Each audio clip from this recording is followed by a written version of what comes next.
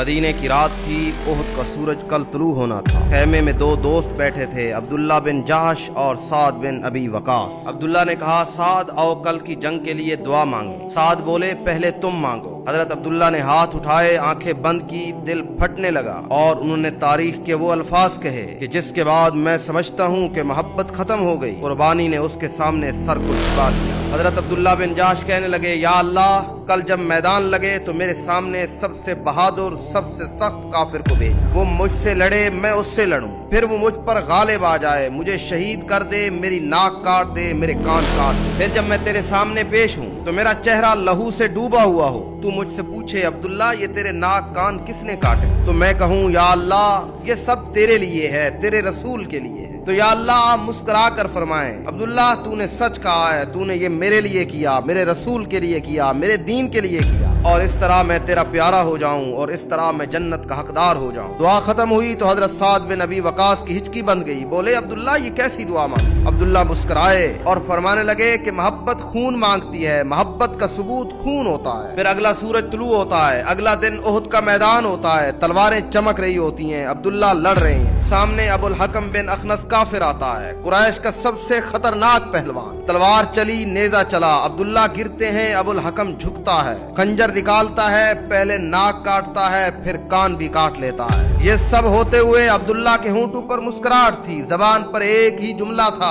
या अल्लाह, ये सब हो रहा है, या अल्लाह तू गवाह रहना। जंग खत्म हुई तो नबी अलैहिस्सलाम शुहदा में चल रहे थे। एक लाश पर रुक गए, पहचानना मुश्किल हो चुका है, चेहरा कटा हुआ है। किसी ने कहा, या रसूल अल्लाह, ये अब्दुल्ला बिन जहश है। नबी अकरम सल्लल्लाहु अलैहि वसल्लम की आंखों से आंसू गिरने लगे और फरमाया, अब्दुल्ला ने कल रात जो दुआ मांगी थी, अल्लाह ने हर्फ बहर्फ कबूल कर ली। मैं मोहम्मद देख रहा हूँ कि इस कटे हुए नाक और कान को एक धागे से बांधा गया है और वो अपने रब के सामने खड़ा मुस्कुरा रहा है। उसी दिन से सहाबा ने उनका नाम रख दिया मजदा फिल्ला, यानी वो जिसने अल्लाह के लिए अपना चेहरा तक कटवा दिया। तो मेरे नजदीक अब ये उसूल है कि जब भी कोई मोहब्बत का दावा करे अल्लाह और अल्लाह के रसूल से, तो उसे कहो कि पहले मोहम्मद बिन अब्दुल्लाह की कब्र को जाकर देखो और ये समझो कि मोहब्बत लफ्जों से नहीं, नाक कान कटवा कर साबित होती है, सब कुछ कुर्बान करके साबित होती है। मोहब्बत लफ्जों से नहीं, मोहब्बत मजदा फिल्ला नाम रखवाने से साबित होती है।